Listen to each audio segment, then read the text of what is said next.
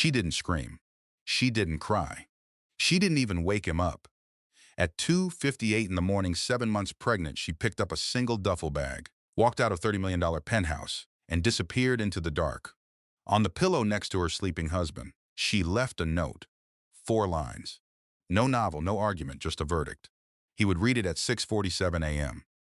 And by then, she had already built a case so airtight, a file so precise, that he couldn't touch a single thing. But here's what nobody knew yet, not even Emily. The affair was just the surface. Beneath it was something far colder, a calculated corporate conspiracy, a man who had engineered her husband's betrayal from the inside, and a legal attack aimed directly at her newborn daughter filed within hours of her birth. This is the story of what happens when a woman refuses to react and chooses to document everything instead. Stay with me, because by the end of this story, you won't just know what she did, you'll know exactly how she did it. And that's the part that changes everything. The most powerful move you can make when someone underestimates you is to quietly build the case before they ever see you coming. If Emily's story hit you somewhere real like this video, so it finds the person who needs it today, drop in the comments, at what point would you have walked out? Share it with someone who needs to hear this right now. And if you don't want to miss part 2 where Emily rebuilds her career and Audrey turns 1, subscribe and hit the bell. The next chapter is coming, and trust me, you want to be here for it. 6:47 in the morning. That is the time every detail of this story circles back to. Like water finding the same drain no matter which direction it starts from. 6:47 in the morning. In a $30 million penthouse overlooking Central Park. And Nathaniel Whitmore is sound asleep. Completely certain that he has gotten away with everything. He has not gotten away with anything. What he does not know, lying there in sheets that cost more than most people's monthly rent, is that his wife has been gone for 4 hours. She left in the dark, quietly, the way she has done everything for the past 6 weeks, with precision, with documentation, and without a single sound that might wake him. She is 7 months pregnant with their daughter. She is carrying a duffel bag she packed over 3 separate evenings in small increments, so the closet would never look different. And on the pillow beside his sleeping head, she has left a note card, not a letter, not a novel, just 4 lines in her clean, careful handwriting. He will not find it for 2 more hours. And when he does, it will not feel like a goodbye. It will feel like a verdict.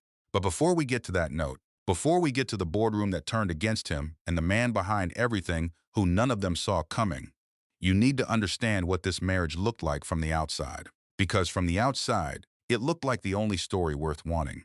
Nathaniel Whitmore was 42 years old and had built Whitmore Capital Group from a rented desk and a borrowed monitor into a firm that managed $14 billion in assets. He had the kind of face that aged into authority rather than just age-sharp jaw, silver beginning to thread through dark hair, eyes that moved through a room like they were calculating something. People described him as magnetic, which is the word people use when they mean powerful but want to sound more romantic about it. Emily Carter was 34 when she married him, 6 years younger, and she had built something of her own, which mattered to her in ways she rarely explained because she rarely felt the need to. She was a documentary filmmaker, the kind who spent 14 months embedded with fishing communities off the coast of Maine, who won a regional award for a piece on women leaving the foster care system, who turned down a streaming deal once because the terms would have given them final cut. She had dark hair she mostly kept pulled back, a laugh that surprised people because it was louder than they expected from someone so contained, and a quality that people in the film world called a great eye, which really meant she noticed things other people walked past. They met at a benefit dinner 6 years ago. He was the keynote speaker. She was filming behind-the-scenes content for the nonprofit. He kept looking directly into her camera instead of away from it, which is what most people do when they realize they are being filmed. And at the end of the evening, he walked up to her and said, "I keep trying to figure out if you are judging me or just watching," she said. "Both." He laughed, a real one, unguarded, and that was the beginning of everything. Their first 2 years were the kind of love that makes people outside it slightly uncomfortable because it is so obviously real. He showed up to her screenings with flowers he had clearly chosen himself, not delegated. She sat through board dinners she found painfully tedious and still asked thoughtful questions that impressed people twice her age. They were not a power couple in the performative sense.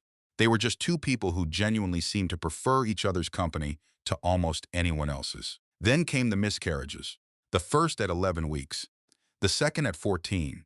Emily does not talk about this period publicly, but the people who knew her then say she went quiet for a long time, not sad exactly, more like someone who has recalibrated her understanding of what the world will and will not give her. Nathaniel, by all accounts, was present for both losses in a way that required real effort from a man who had spent his professional life treating difficulty as a problem to be solved rather than grief to be survived.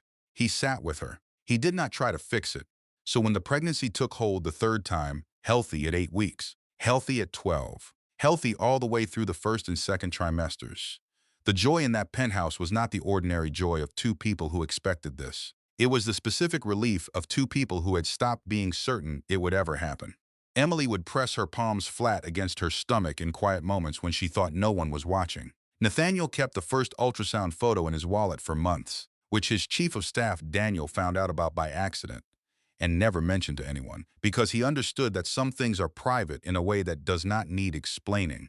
This is what you need to hold on to as everything else unfolds. These were real people who built something real. The love was not a performance, and it was not a lie, at least. Not entirely, which is what makes what came next not just a betrayal, but a particular kind of devastation.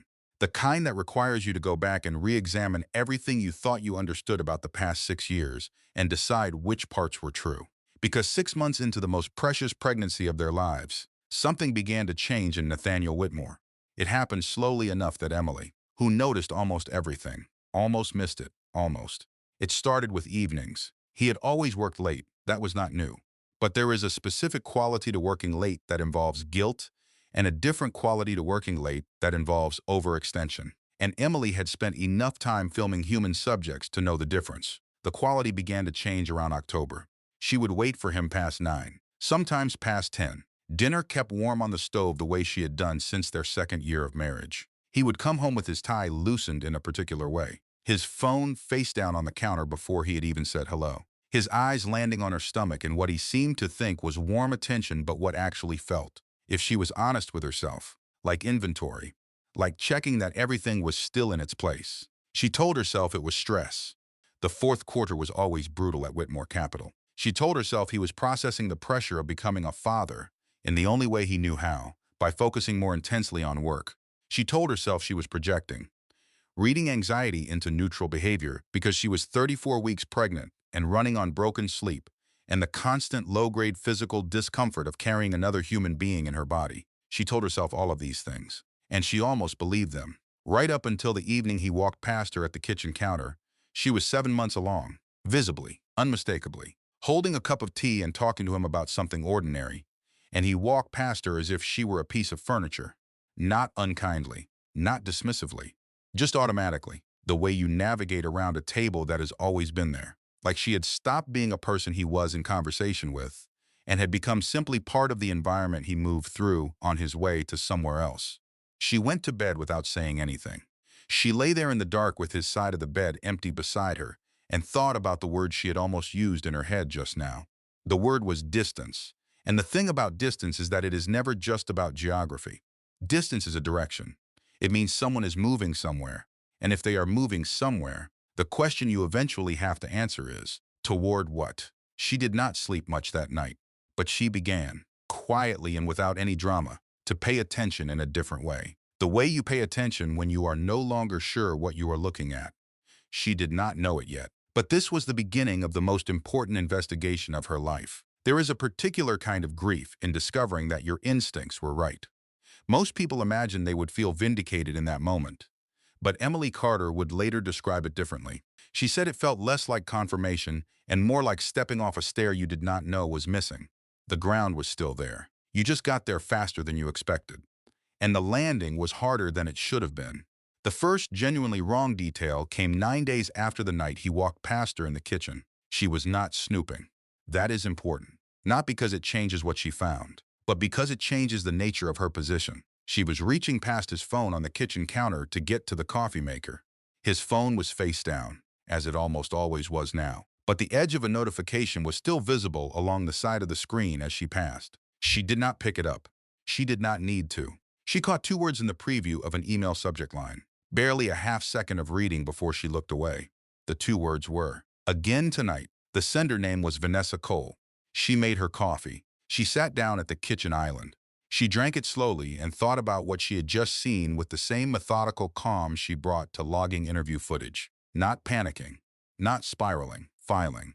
That is the word she would use later. She filed it. Put it in a mental folder labeled observations, not conclusions.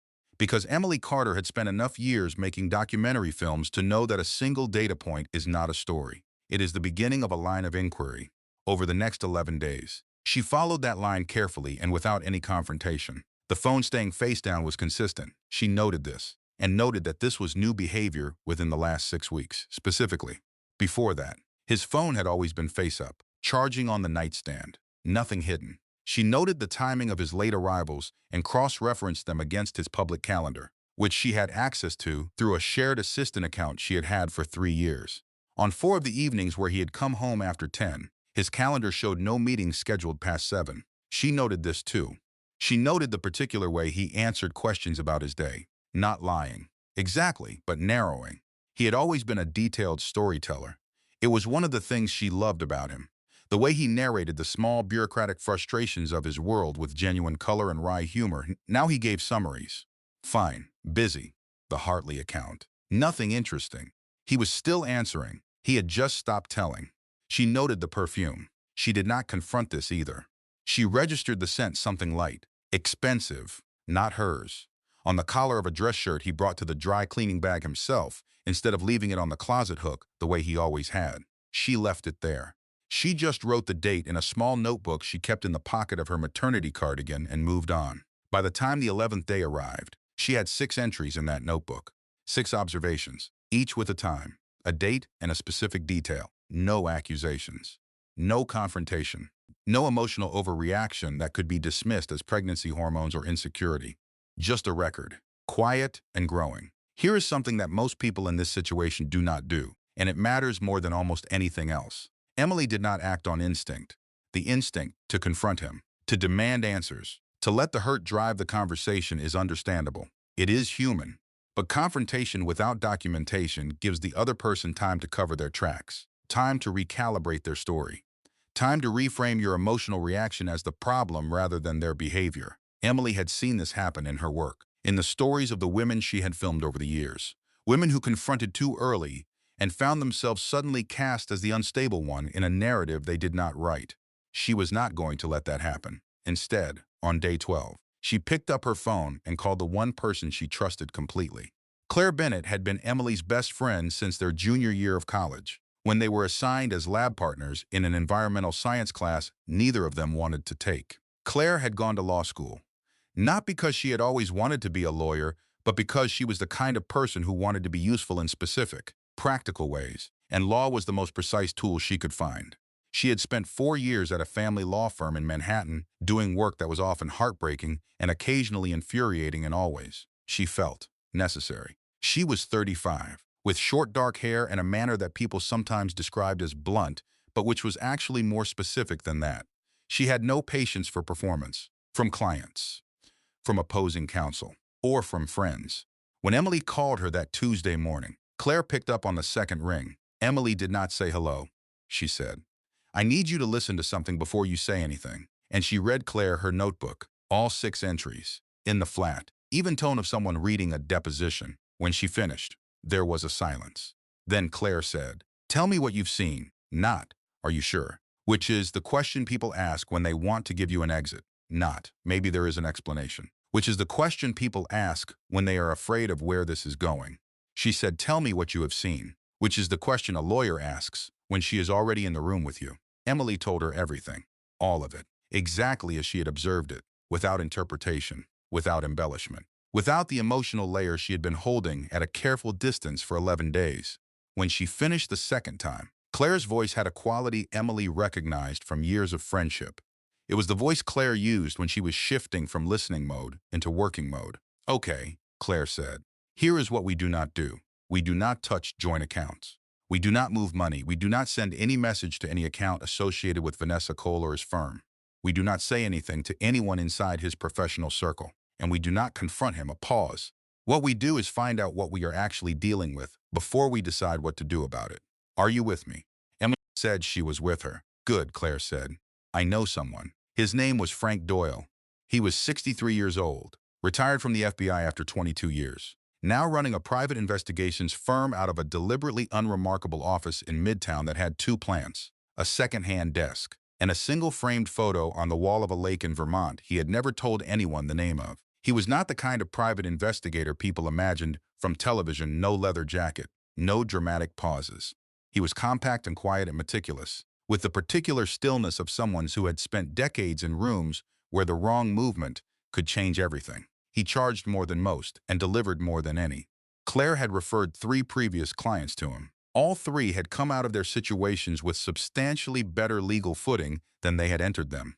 Emily met him on a Thursday afternoon at a coffee shop in Chelsea, 4 blocks from their apartment building. She sat across from him for 40 minutes and explained her situation with the same disciplined precision she had used with Claire. He asked 8 questions. They were not the questions she expected, not about the affair itself, but about timelines, about financial structures, about the legal framework of their marriage, and the specific provisions of the prenuptial agreement she had signed 4 years ago. He wrote nothing down in front of her. He simply listened. And then he told her he would get back to her within a week.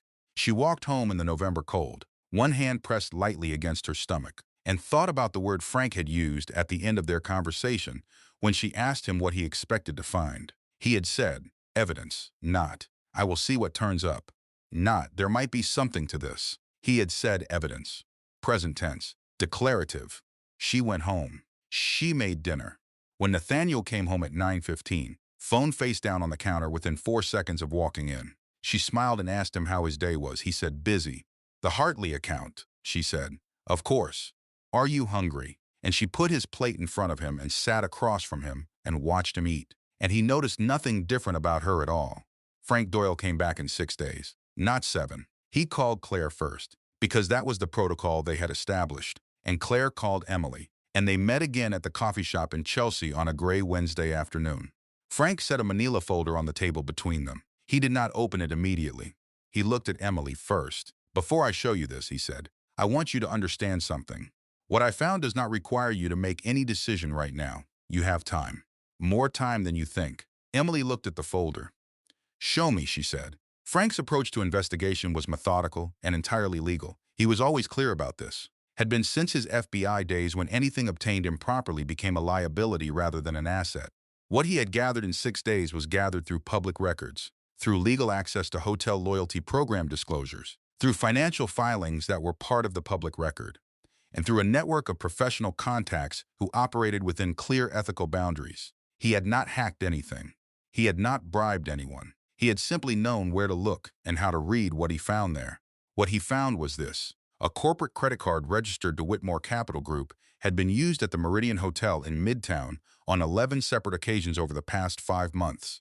The charges fell consistently on Tuesday and Thursday evenings, always between 7:30 and 10. The billing line item was listed as client entertainment, which was a legitimate category for expensing at the firm. The room corresponded to a reservation made each time through a separate personal booking app under the name V. Cole. Vanessa Cole, boutique finance consultant, 30 years old. Her firm, Cole Advisory, had been operating for 18 months. She had 3 listed clients on her public profile. She had won a small business award the previous spring. She had, according to her professional presence, met Nathaniel at an industry conference 14 months ago. 14 months ago. Frank opened the folder and laid 3 pages of printed documentation on the table in front of Emily. Emily looked at them for a long time without touching them. Then she said one word. She said, practiced. Frank nodded. He understood immediately why she had chosen that word. This was not a mistake. This was not an impulse. The use of a corporate account, the consistent booking pattern, the specific room number, the framing as client entertainment, all of this required planning. It required repetition.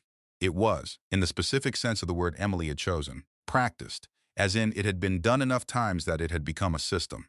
How long, Emily asked, based on what I can confirm. Frank said carefully, at least 5 months, possibly longer. The hotel pattern is clear from month 7 onward in the Cole Advisory timeline. Emily did the math quietly. 7 months ago.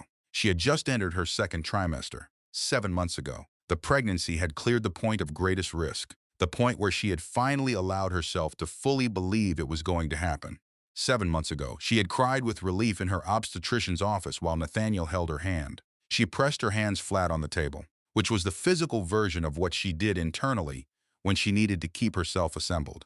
She breathed in through her nose and out through her mouth. Claire, beside her, did not say anything. She simply put her hand over Emily's on the table and left it there. He called someone, Emily said.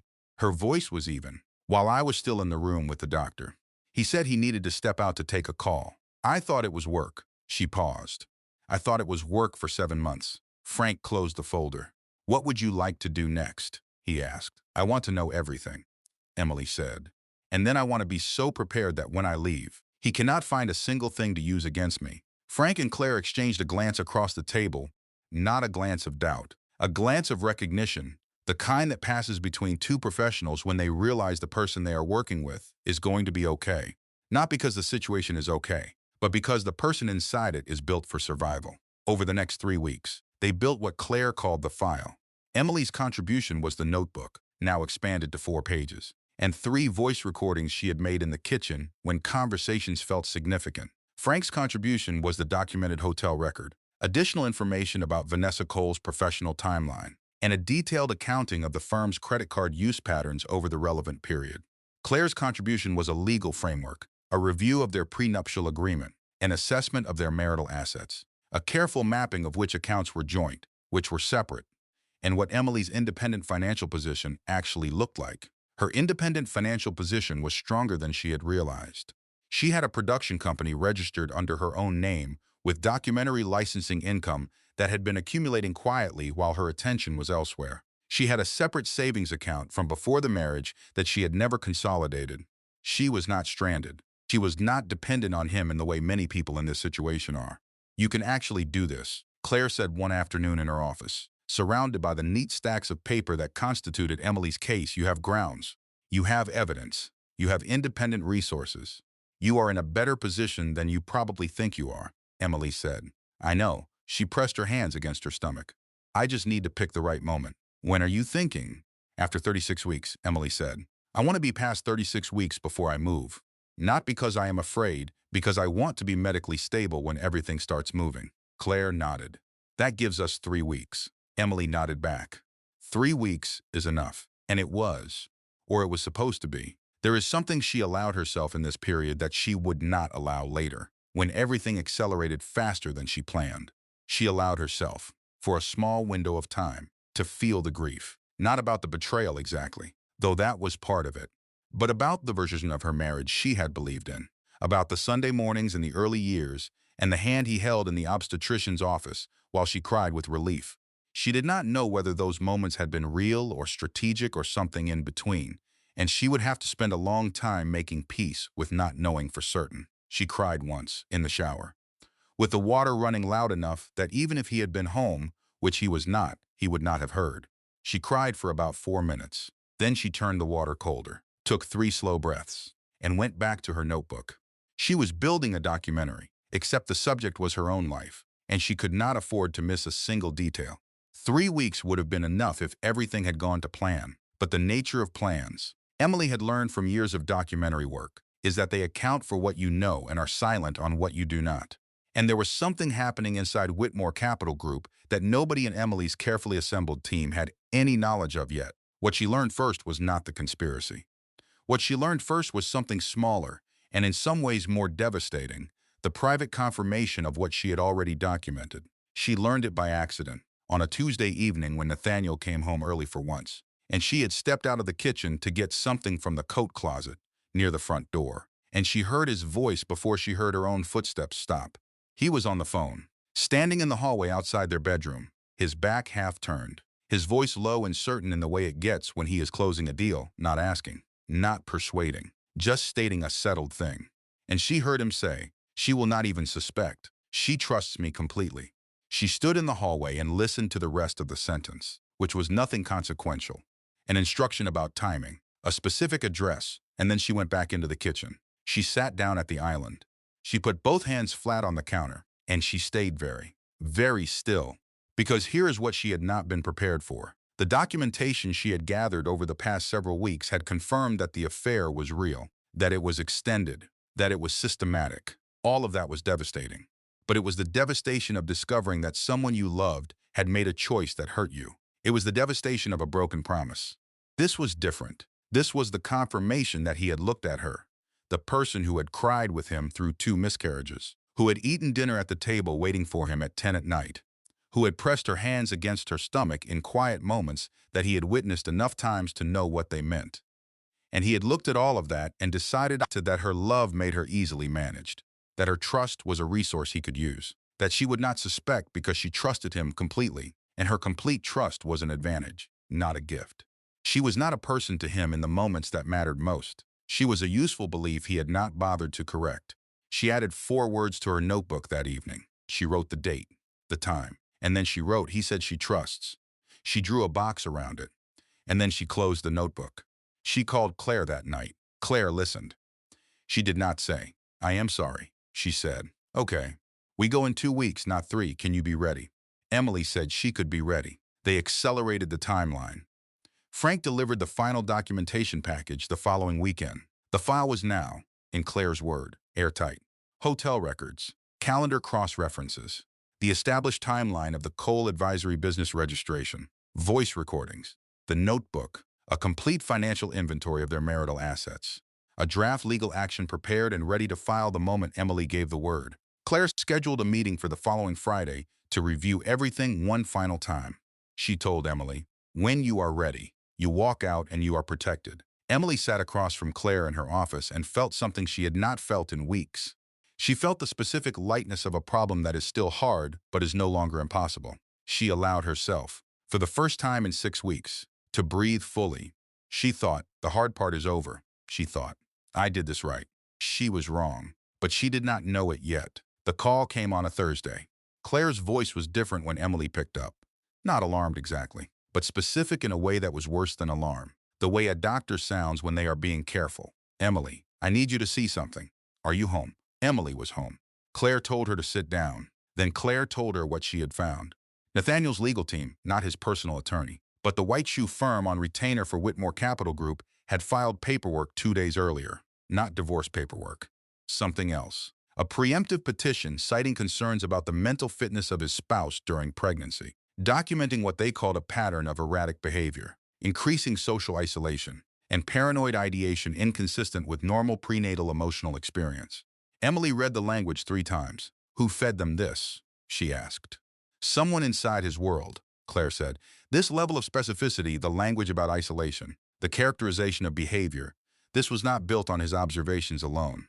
Someone helped construct this narrative, and they did it before you filed anything, before you did anything visible. Someone was building a case against you before you ever built one against him. Emily stared at the wall of her kitchen. "Who knew?" Claire asked carefully. "Who had any idea what you were doing?" "You," Emily said. "Frank, one person at my production company for the financial audit." "That is all. Then this did not come from your side," Claire said, "which means it came from his side, which means someone in his circle either found out what you were doing, unlikely, given how carefully you handled this, or had their own reasons for wanting to damage your legal position before anything even came to a confrontation." Emily understood what this meant immediately. It was not Nathaniel who was smart enough or ruthless enough to file that kind of preemptive paperwork. Nathaniel was many things, but he was reactive, not preemptive. He responded to problems. He did not usually manufacture them in advance. Someone else was managing this situation. "What do we do?" Emily asked. "We move," Claire said. "We cannot wait for your 36-week window. We move now. Can you be ready by Saturday?" Emily looked around her kitchen. The plate in the drying rack that was still wet, the cardigan hanging on the coat hook by the pantry door, the notebook in her left pocket. "I can be ready by Friday," she said. Emily Carter had always understood, in the abstract way that intelligent people understand things they have not yet lived, that the worst moments in life are rarely the dramatic ones. The dramatic ones, the fights, the accusations, the theatrical confrontations, at least give you something to do with the adrenaline. The real worst moments are the quiet ones. The ones that require you to sit still inside a catastrophe and think clearly while every instinct you have is screaming at you to move. The night before she left was a quiet one. Nathaniel came home at 9. She had made dinner, the same way she always did, because changing anything now would change something in the air of the apartment, and she could not afford that. They ate at the kitchen island. He told her about a meeting that had run long. She told him about a call with her production company. They talked about the baby's room. The crib had arrived that week and was still in its box, waiting to be assembled, and he mentioned that he wanted to set it up on the weekend. She said that sounded good. She did not tell him that by the weekend. The crib in its box would be in this apartment without her. She went to bed first, which was nothing unusual. She lay there in the dark and went through the plan the way she had gone through every major sequence in every documentary she had ever made, in order, in detail, accounting for every point where something might not go as expected. The duffel bag was in the back of the coat closet. She had packed it over 3 evenings in small increments. 2 changes of clothes, her laptop, her production company's hard drive, her passport and birth certificate, which she had moved to her cardigan pocket 3 days earlier, $200 in cash. Frank Doyle's personal cell phone number written on a piece of paper, not stored on her phone. Claire's home address, the prenuptial agreement documents, photographed on her phone. The notebook. At 2:45 in the morning, she heard Nathaniel's breathing shift into the particular depth that meant he had gone fully under. She had known his sleep patterns for 4 years. She waited 11 minutes, lying completely still. Then she got up. She moved through the apartment in the dark with the careful quiet of someone who has rehearsed this. She did not turn on any lights. She did not go into the study. She did not look at the crib box in the hallway. She got the duffel bag from the closet, put on her coat, put on her shoes, and sat down at the kitchen island for exactly 3 minutes. She wrote the note. She used the notepad from the drawer beside the stove, the one they use for grocery lists. She wrote in the measured, legible handwriting she used when something needed to be understood without ambiguity. She wrote 4 lines. I know about Vanessa. I know about the hotel. I am leaving to protect myself and our daughter. Do not look for me. I am safe. She walked back to the bedroom. She stood in the doorway for a moment. In the faint gray light from the window, she could see him sleeping, face turned slightly to one side, one hand open on the pillow. She had loved this person. That had been real. The love and the documentation were both true at the same time. She understood that this was going to be the hardest thing about everything that came next. Not the legal battle, not the financial untangling, but this, holding the truth that something can be real and still be over. She placed the note card on the pillow beside him. She did not slam the door. She did not make a sound. She walked to the elevator, pressed the button with a steady hand, rode down 22 floors, walked out through the service exit on the ground floor, and got into the cab that Claire had arranged to be there at exactly 2:58 in the morning. The cab driver did not speak. He drove toward the highway. Emily sat in the back seat with both hands over her stomach and watched the city lights moving past the window. Somewhere behind her, in a $30 million penthouse above Central Park, a note card sat on a pillow. He would find it at 6:47 in the morning. She would be 4 hours gone by then, already in Connecticut, already at the quiet rented house that Claire had arranged under a friend's name, already lying on a bed in a small upstairs room with her shoes still on and her eyes open, and the particular silence of someone who has finished something and is not yet sure what comes next. The hard part was over. She believed that, lying there in the quiet room with the winter light beginning at the edges of the curtains. She had planned well. She had documented everything. She was legally protected, financially independent, physically safe, and past the worst of her pregnancy. What Emily Carter did not know, lying in that quiet rented room 4 hours north of the city, was that the hard part had not even started yet. At 6:47 in the morning, Nathaniel Whitmore's hand moved across the pillow beside him in the automatic way it moved when he was waking up. Still half in sleep, not looking yet. His hand found the note card. He came fully awake the way you come awake when something is wrong before you understand what the wrongness is. He sat up. He read the 4 lines. He read them again. He sat there holding the note card in both hands in the manner of someone trying to understand a language they thought they knew. Then he called her phone. Voicemail. He called again.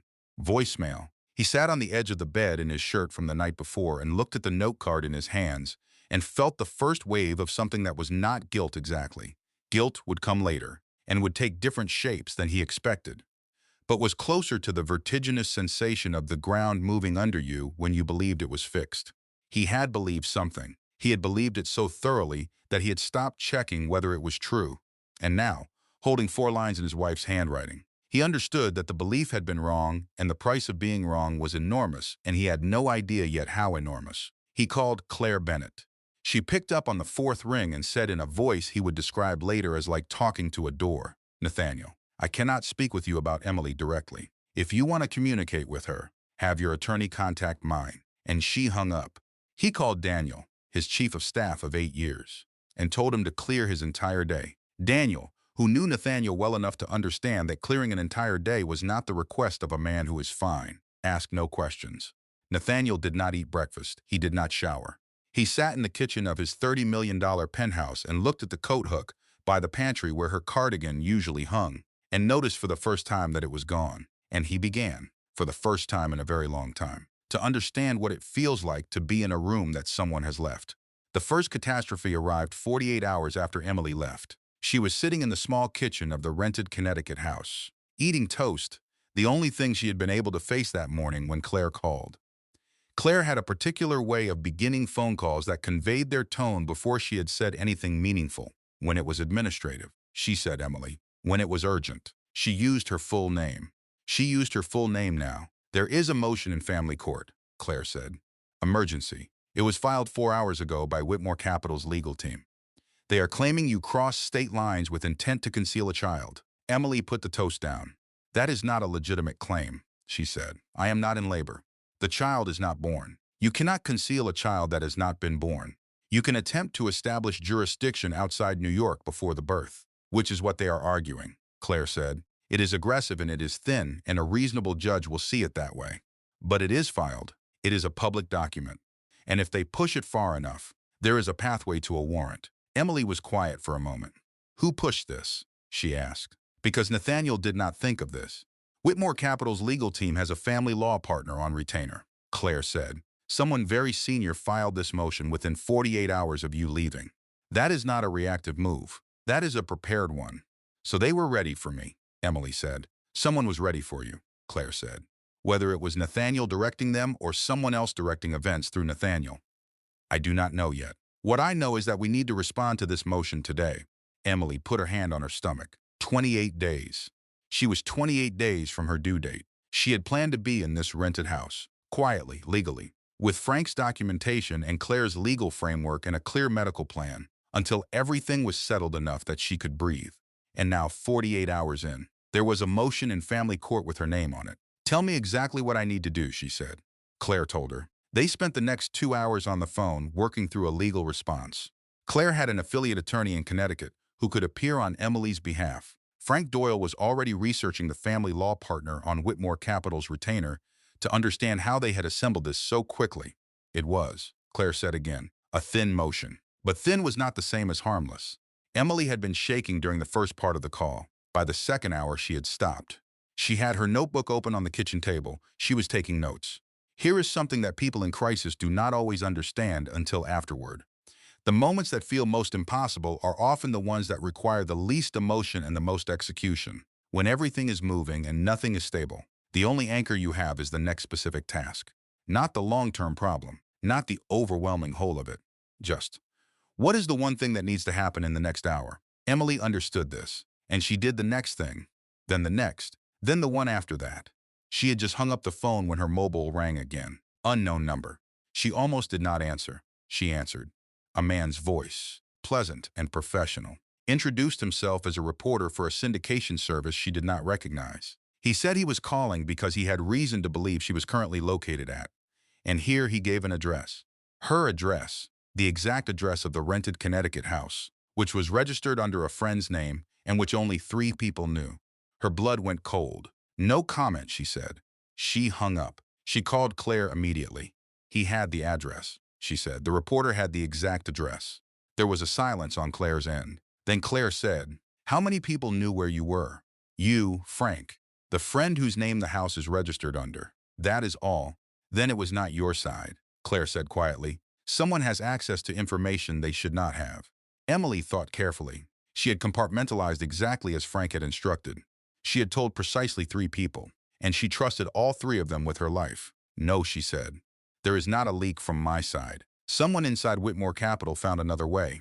Then we need to move you, Claire said. Tonight. 7 months pregnant, Emily Carter packed the duffel bag she had packed once already. She changed locations in the dark, 4 days before her due date, moving from the rented Connecticut house to a different safe house, this one coordinated entirely by Frank. Off any official record, no name attached. She moved without anyone knowing except Claire and Frank, told in fragments so that neither had the complete picture simultaneously. This is what she would say later, about the lesson she had not fully learned until that night. I trusted the right people, but I told them the same information at the same time. What I should have done was tell each person only what they needed to know, and vary the details so that if something leaked, I would know where from. Compartmentalize who knows what. Not because you do not trust the people around you, but because you do not know who might be watching them. She reached the new location at 11:40 at night. She sat on the edge of a bed she had never seen before and looked at her hands in the lamplight. Hands that were slightly swollen now the way pregnant hands get, and took stock of where she was. She was 7 months pregnant. She was in her second location in less than 48 hours. There was a motion in family court with her name on it. A reporter had had her address. Someone inside the Whitmore network had resources and information and was deploying both against her with a speed and precision that did not match the behavior of a husband who had simply been caught in an affair and panicked. This was organized. This was coordinated. This was not Nathaniel. She could not prove that yet, but she knew it, in the way she always knew when a documentary was revealing something larger than it had first appeared. The frame was wrong. The subject was not what it appeared to be. There was a bigger story here. She picked up her phone and sent Frank one message. Find out who is running the legal strategy. Not Nathaniel's personal attorney, the firm-level team. Who is directing them, and who did they talk to in the last 30 days? Frank replied in 2 minutes, already on it. She put her phone face down and closed her eyes, and tried to sleep. 3 weeks before any of them knew the name Gordon Hale, the architecture of what he had built was already visible to anyone who knew how to look. Frank Doyle, it turned out, knew exactly how to look. The revelation did not happen all at once. It happened the way real revelations happen, in layers, each one making the last one make more sense, until the whole picture assembled itself with the sickening clarity of something that was always there and is now impossible to unsee. Daniel Ross found the first layer. Daniel had been Nathaniel's chief of staff for 8 years, and in those 8 years, he had developed a particular understanding of the Whitmore Capital ecosystem that was useful in ways that went beyond scheduling and correspondence management. He understood who was allied with whom, which relationships were genuine and which were convenient, which board members were content with their positions and which were always calculating how their position might become a better one. He was, in the language of the corporate world, a trusted pair of eyes. He trusted very few people in return. He came to Nathaniel 4 days after Emily left, not with a report but with a question. He said, I need you to tell me something, and I need you to be completely honest with me. Did you authorize the legal team to file a preemptive mental fitness challenge against Emily before she left? Nathaniel looked at him. No, he said. I did not know about that until after. Daniel nodded slowly. That is what I thought, he said, because someone authorized it, and it was not you. So I would like to know who it was. What Daniel uncovered over the next 72 hours. Using access he had to internal communication records in his legitimate capacity as chief of staff, was a chain of email correspondence between the firm's senior legal partner and an account he did not immediately recognize. The account was a business email address for something called Hale Capital Advisors, a small private equity firm with a low public profile and a very specific history of interest in Whitmore Capital Group. The name on the account was Gordon Hale. Gordon Hale was 58 years old and had been on the Whitmore Capital Board for 4 years. He was the kind of board member who was always present but never central, reliable at votes, restrained in public comments, the sort of figure who accumulates influence without ever seeming to grab for it. Nathaniel had always found him useful in a general, background sort of way. He had never found him threatening.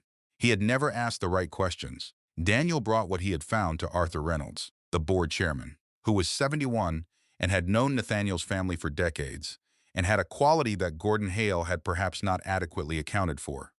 The quality of someone who has been in rooms with many dangerous people, and has developed a reliable sense for when the dangerous one is someone he has underestimated. Arthur Reynolds looked at what Daniel showed him. He looked at it for a long time. Then he said, "Get Frank Doyle on the phone." Within 24 hours, Frank's investigation and Daniel's internal discovery had converged into something much larger than anyone on Emily's team had initially understood. Here is what they found. 18 months ago, Gordon Hale had quietly funded a boutique finance consulting firm. The funding was routed through a shell company with no visible connection to his name or to Hale Capital Advisors. It was in a layered structure that required 3 steps of tracing to identify. The boutique finance consulting firm had 3 listed public clients and a low profile and a clean business presence. Its name was Cole Advisory. Vanessa Cole. Gordon Hale had built the firm. He had positioned Vanessa Cole, who had the relevant credentials, the appropriate industry connections, and an ambition he had presumably assessed and found useful near Nathaniel Whitmore's professional orbit at a conference 14 months ago. He had created the conditions for the affair. He had not created the affair itself. Nathaniel had done that on his own, but he had engineered the introduction, financed the position, and placed the right piece on the board at the right time. And Ryan Pierce, Nathaniel's ambitious junior partner, the one who had always pushed a little too hard for too much too soon, had been Gordon's inside man from the beginning. Ryan was the one who had communicated Emily's Connecticut location to the reporter. Ryan was the one who had fed the narrative of Emily's erratic behavior to the legal team in advance of her departure. Ryan was the source of the leak, and he had been on Gordon's payroll through another layered structure for the past 11 months. The plan, assembled from these pieces, was this: position Vanessa near Nathaniel, wait for a relationship to develop, use that relationship as leverage when the moment was right to push for a hostile takeover that would remove Nathaniel from the firm he had built and place Gordon Hale in control of $14 billion in managed assets. The affair provided both personal leverage, the reputational damage of the revelation, and strategic timing. A CEO embroiled in a pregnancy scandal, a disappearing wife, a public family crisis. The board would move. Gordon would be positioned to move with them. The court filings against Emily were a parallel strategy to keep Nathaniel legally occupied and personally destabilized while the board maneuvered. It was not a love triangle. It was a corporate assassination, and Nathaniel Whitmore had walked into every part of it with his eyes open, believing each element of it was his own choice. This is not said to excuse him. His choices were his choices, and what he did to Emily was real and the damage was real. But the full picture requires this layer. There was a man behind the scenes who had looked at everything Nathaniel had built, everything he stood to lose, and had decided to use Nathaniel's own weakness as the weapon to take it from him. Gordon Hale had walked into every board meeting for 4 years and smiled across the room at Nathaniel, and he had known exactly what was coming. When Nathaniel understood the full extent of what Daniel and Frank had uncovered, he sat in the conference room at Whitmore Capital for a very long time without speaking. Daniel has described this moment in the account he later gave to Arthur Reynolds. He said that Nathaniel's face went through several expressions very quickly and then settled into something quieter and harder than any of them. And what it settled into was not rage exactly, but a particular resolve that Daniel recognized as the expression of a man who has decided something. What he had decided was not, first, about Gordon Hale. What he had decided first was about Emily. Emily did not know any of this yet. What Emily knew, from her second safe house in the 3rd week of her stay, was that the legal motion had been filed and that Claire was fighting it, that her location was secure for now, and that something larger than a personal betrayal was operating around her. But she did not yet know its shape or its name. Frank had told her he was following a thread. Claire had told her to stay still and stay calm. Emily had, in the specific way that she had always done things, followed those instructions while simultaneously doing what she could not stop herself from doing: paying attention.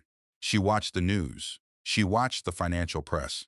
She watched Whitmore Capital Group's stock price in the way she might watch weather patterns when she knows something is coming, not with alarm, but with the practiced observation of someone who understands that large systems move before they announce their direction.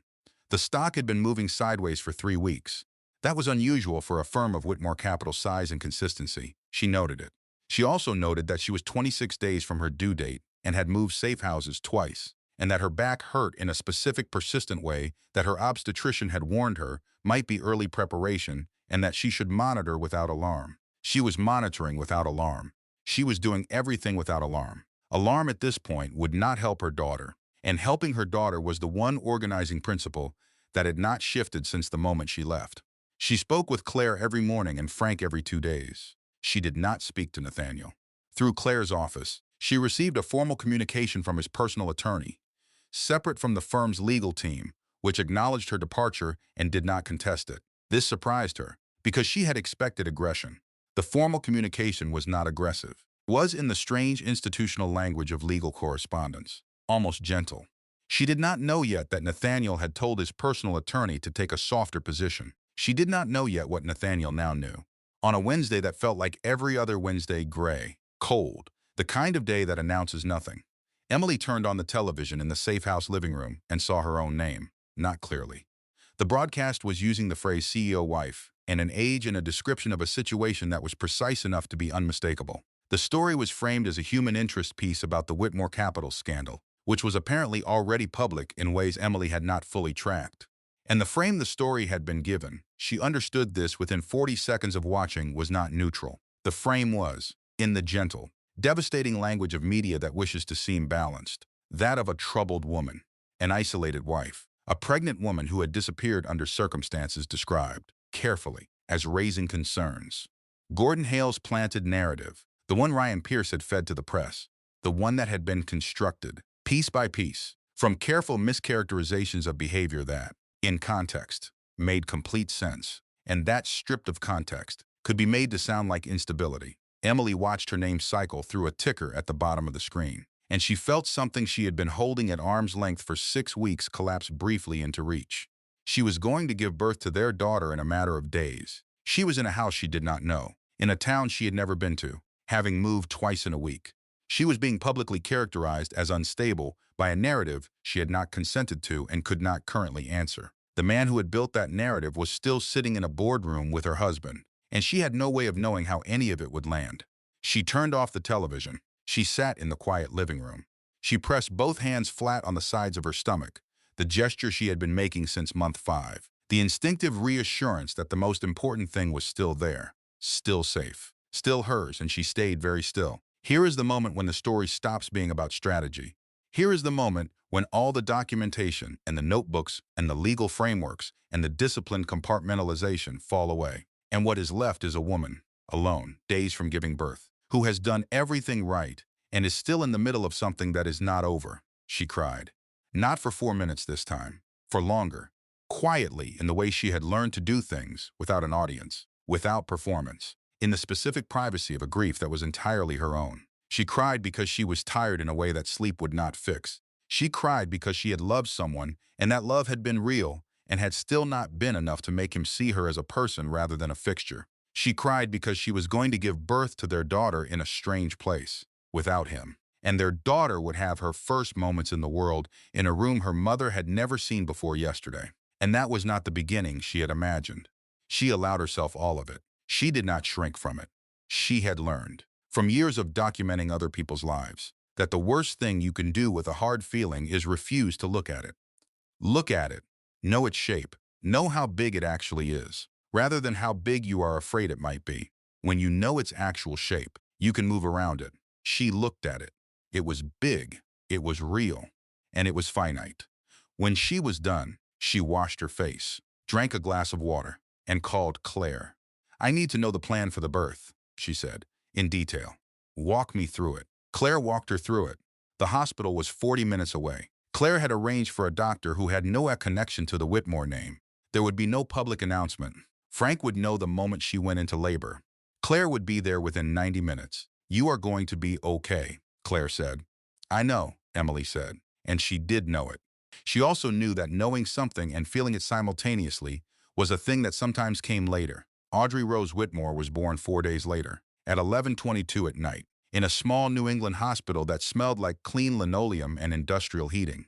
She weighed 6 pounds and 11 ounces. She had, in the assessment of the nurse who placed her in Emily's arms first, very strong opinions which the nurse meant to describe her crying, but which Emily, looking at this face she had never seen before and already recognized completely, understood as something truer and more permanent than that. Claire was there within the hour. She sat in the chair beside the bed and held Emily's hand, and for a long time neither of them said anything because there was nothing that needed saying. The baby was here. The baby was healthy.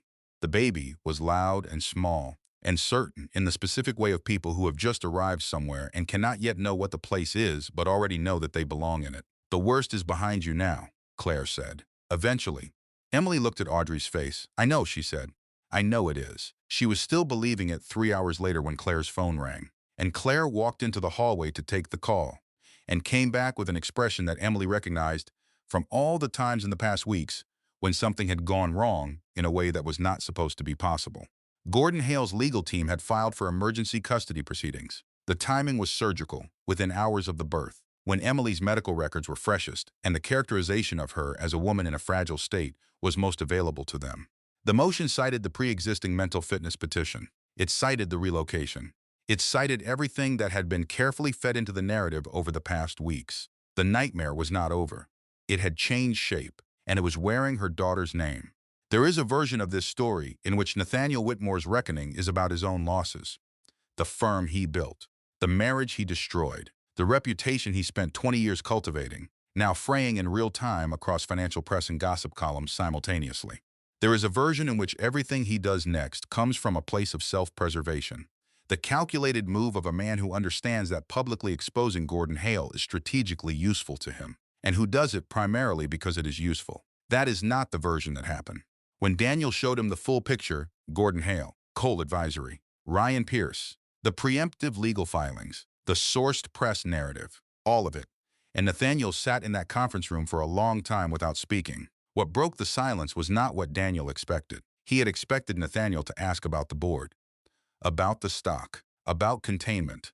Instead, Nathaniel asked, "Is Emily's attorney aware of the custody filing?" Daniel said yes. Claire Bennett had been notified. "Where is she?" Nathaniel asked. "Is she safe? Does she have everything she needs?" Daniel told him what he knew, that Emily had given birth, that the baby was healthy, that Claire was with them, that the custody filing had arrived within hours of the birth. Nathaniel looked at the table for a long moment, and then he said, "She is 3 days postpartum, and someone is using my firm's legal resources to try to take her daughter away from her while she is still in a hospital bed, and I allowed the conditions for this. I have to undo it," Daniel said. "What do you want to do?" Nathaniel said, "I want to go into that boardroom and submit everything we have, every financial record, every shell company trace, every piece of communication between Ryan and Gordon's account. I want to submit it publicly through Arthur Reynolds so it is on the record and available to Emily's legal team simultaneously. I do not want it used as leverage. I want it used to end this." Daniel looked at him carefully. "If you do that now, before you have managed your own position, you forfeit the public relations advantage. The board will know everything at once. You will not be able to control the sequence." "I know," Nathaniel said. "It will make your position in the firm much harder to defend." "I know," Nathaniel said again. "Is that what you want?" Nathaniel stood up. He put on his jacket, he said. "My wife is in a hospital bed with our 3-day-old daughter, and someone is filing custody papers against her, because I made choices that made it possible for them to do that. What I want is not the relevant question." He went to the boardroom. What happened in that boardroom is documented in the board's official meeting minutes, which were later released as part of the proceedings against Gordon Hale. And so the sequence is a matter of record rather than reconstruction. Nathaniel walked in with Daniel. He submitted the full documentation package to Arthur Reynolds directly, hard copy and digital, simultaneously. He stood in front of the board and said, "I have committed a serious breach of my personal obligations in this marriage, and I take full responsibility for that. What I am submitting to you now is evidence that a member of this board deliberately engineered the conditions of that breach as part of a plan to take control of this firm. I am not asking for sympathy. I am asking for the board to see the full picture before making any decisions."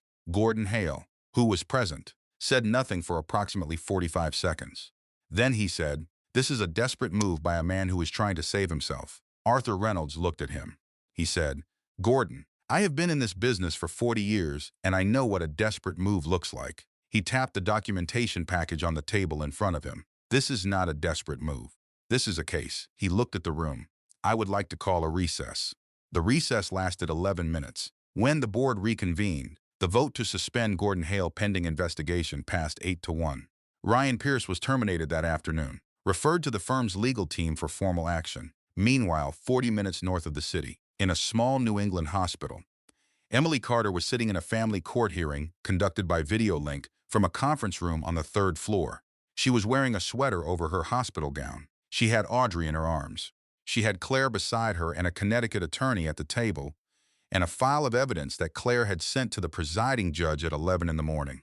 The judge was a woman in her 50s with the patient. Thorough manner of someone who has presided over a great many hearings and has developed a reliable instinct for the difference between a substantiated claim and a constructed one. She had reviewed the documentation. She had reviewed the original mental fitness petition. She had reviewed the financial records that Frank Doyle's investigation had produced.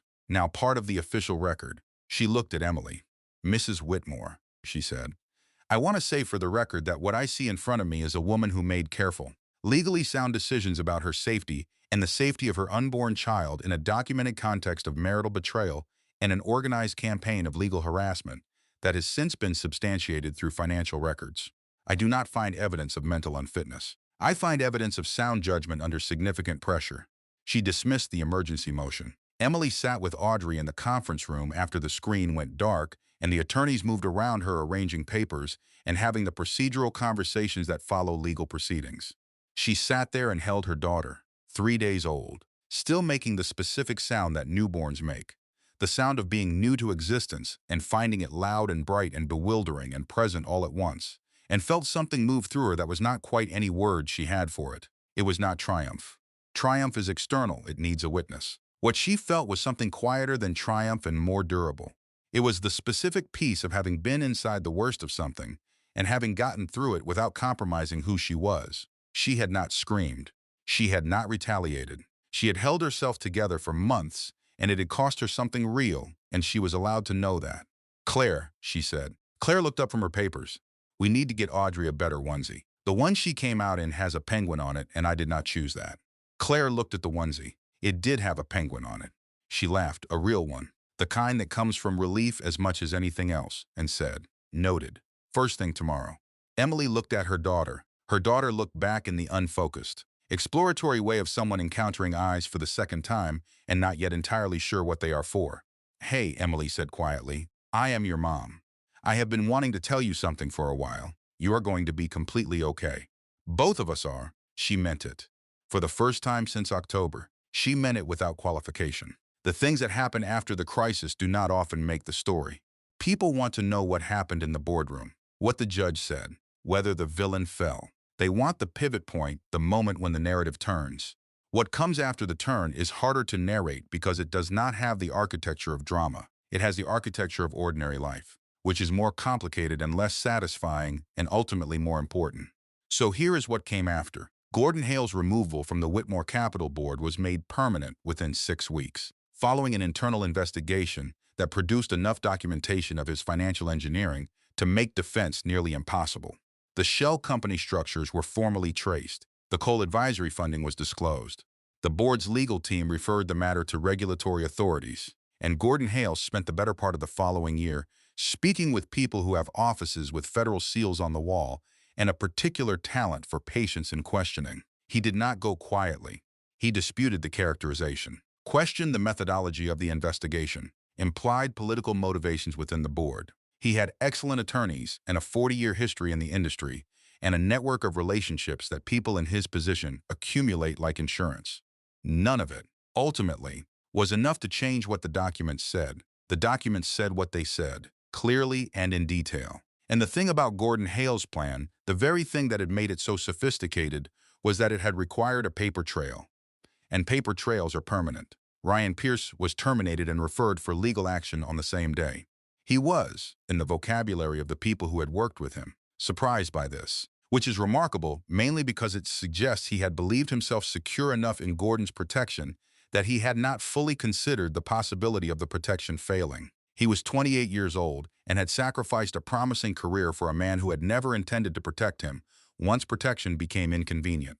Vanessa Cole did something that surprised people, and it is worth describing carefully because easy characterizations of this situation leave her entirely as a villain, and the full picture is more complicated. 2 weeks after Gordon's removal, she gave a statement, not public initially, through a legal intermediary, in which she acknowledged that she had known some elements of Gordon's involvement in structuring her firm's funding, that she had understood herself to be in a professionally advantageous situation, and that she had not asked the question she should have asked about what the advantage was in exchange for. She said she had not known the full design. She said she could not fully excuse the choices she had made within that design. She said she was sorry. This statement did not exonerate her. It also did not pretend she had no agency. It did the more honest thing of acknowledging that she had been both a participant in the harm and, in a different way, a tool of someone who had used her as deliberately as he had used everyone else. Emily received a copy of the statement through Claire's office. She read it once. She did not reply. She was not required to forgive, and forgiveness was not the point of the statement. Acknowledgement was the point. Acknowledgement has a specific value that is separate from forgiveness and less frequently discussed. Emily filed it and moved on. Nathaniel, following the boardroom disclosure, retained his position at Whitmore Capital, though his role went through a significant restructuring in the months that followed, not as punishment, but as a practical acknowledgement that a CEO whose personal life has become a documented corporate liability needs different guardrails than one who has not. He accepted this without argument. He accepted a great many things without argument in the period that followed, which people who had known him before described as striking, as if the version of him that had emerged from all of this was quieter and more considered than the version that had existed before. He entered therapy within a month of everything becoming public, not because anyone told him to, though his therapist would later describe the prompt as a combination of board pressure and, more significantly, a private conversation with Daniel Ross in which Daniel had been unusually direct about the gap between the person Nathaniel appeared to be and the choices he had made. He went because, in the conference room after submitting the documentation, he had sat alone for about 20 minutes after everyone else left and had arrived at a very clear understanding. He did not know why he had done the things he had done, and not knowing why was the most dangerous thing about it. He and Emily had no direct communication for 3 months. Everything went through attorneys. He did not contest the divorce filing when it came. He did not contest the financial settlement, which was straightforward given the prenuptial agreement and Emily's independent financial position. And when the custody arrangement was negotiated, he did something that surprised Claire, Emily's attorney, and quietly, Emily herself. He withdrew entirely from the initial negotiation. He gave Emily full initial custody without a fight, without conditions, without any counter-proposal. Through his attorney, he communicated one thing, that he wanted to be present in his daughter's life, that he understood this would need to be earned slowly, and that he was willing to do whatever that process required. Claire called Emily to relay this. She said, "He did not negotiate." Emily was quiet for a moment. Then she said, "What does your read say?" Claire said, "My read says it is real." Emily said, "We will see." She paused. "Set up the supervised visits. 12 weeks. After that, we reassess." Emily built her new life with the specific intention of someone who has decided that what came before was not the whole story. She took a smaller apartment across the park from the penthouse, chosen primarily because it had good light and a second bedroom and a coffee shop on the ground floor. She resumed work on her documentary, the one about women leaving the foster care system, which had been on hold since October. She took Audrey to the coffee shop in a carrier on Saturday mornings and sat at the window table with a script draft and let the ambient noise of the room be the particular company that did not require anything from her. She did not rush anything. She did not declare anything. She did not perform her recovery for anyone's benefit. She let the months be months. Audrey Rose Whitmore learned to grip by the time she was 4 weeks old. She gripped whatever was placed near her hand with the absolute conviction of someone who has decided that this, whatever this is worth holding. Emily's finger, the edge of a blanket, Claire's reading glasses, which Audrey dismantled with impressive focus for a person who had not yet developed object permanence. The first Sunday visit with Nathaniel happened at 11 in the morning in early spring, at a table in the courtyard of Emily's building. Claire was present, at the distance they had established, reading a brief she did not need to read. Nathaniel arrived 3 minutes early, which was unlike him in the old life and was, Emily noted, apparently a feature of the new one. He sat across from Emily and thanked her for the arrangement. He did not touch Audrey without asking. He asked. Emily placed Audrey in his arms. He looked at her. His daughter looked back at him in the way Audrey looked at everyone she had not yet cataloged, with a specific, concentrated attention that was the most efficient thing about her at 11 weeks old. And then Audrey, with the indiscriminate grip of someone for whom no object has yet acquired a hierarchy, reached toward the hand holding her and closed her fingers around his index finger and did not let go. He made a sound that was not a word. Something below language. Something in the register of things that do not have names because they do not need them. Emily in the kitchen doorway of her own apartment, holding her coffee, watched this happen. She held a great many things at once in that moment. The grief, which was still real and probably would be for a long time. The clarity, which was also real. The specific knowledge of everything it had cost to be standing in this doorway, in this apartment, watching this moment happen from a position that was entirely her own. She had not destroyed him. She had not needed to. She had simply, methodically, protected herself and her daughter until there was nothing left for anyone else to destroy. She did not forgive him for herself. She had decided, some months ago, that forgiveness was a word that meant different things to different people, and was often used to require the person who was harmed to perform the emotional work of the person who did the harm. She did not owe him that. What she had chosen instead was to make room specifically, deliberately, on her own terms, for the version of him that Audrey deserved access to, if it turned out to be real, not for his sake, not to complete a narrative arc about love surviving everything, but because her daughter was going to grow up with a father who had made terrible choices and had made, Subsequently, different ones. And the most important question was not what Emily felt about that, but what Audrey would someday be able to access from it. Here is the wisdom that does not appear in the dramatic moments of this story, because it never does. Healing is not about the moment you find out the truth. It is not about the note you leave on the pillow, or the judge who dismisses the motion, or the villain whose schemes collapse under the weight of his own paper trail. Those moments matter, but they are not the work. The work is every small, boring, disciplined choice you make after, the accounts you open in only your name, the notebook you keep with dates and times and specific details because you trust your own observations, the people you let back in slowly, on your own timeline, without apology. The Saturday mornings with a coffee and a script draft and a baby in a carrier who has very strong opinions about everything and has inherited, from her mother, the specific quality of noticing things other people walk past. That is not weakness. That is the whole rebuild. And it is available to anyone willing to do the quiet work of one careful choice at a time. Emily Carter did not scream when her world collapsed. She documented. She planned. She moved when moving was right and stayed still when stillness was right. She cried in the shower and she cried in a safe house in Connecticut, and she let herself do both without apology. She held her daughter in a hospital room and told her they were going to be okay. And then she did the hardest, least dramatic thing of all. She built the life that was actually hers, not the one she had imagined, not the one she had lost, but the one assembled from what she knew and what she had learned, and who she turned out to be when everything that was not essential had been stripped away. The tabloids did not run this story. There was no dramatic confrontation. There was no speech. There was a woman in a kitchen doorway with a coffee cup and a documentary she needed to finish, and a daughter who had opinions about penguins on onesies, and a Sunday morning that was quiet and ordinary and entirely sufficient. That is where the story ends. Not because everything is perfect, not because the grief is gone or the damage has been undone or the years before the note have been restored to meaning, but because some stories end not with a resolution, but with a life, a real one, imperfect and ongoing and entirely worth living. If this story reached you somewhere real, if you recognize something in Emily's silence, in her notebook, in the way she stood in her own kitchen doorway at the end, holding everything at once, leave a comment below. Tell me at what point you would have walked out. Tell me the city you are watching from.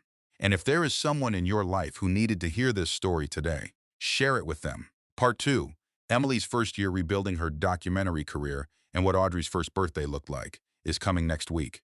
Do not miss it.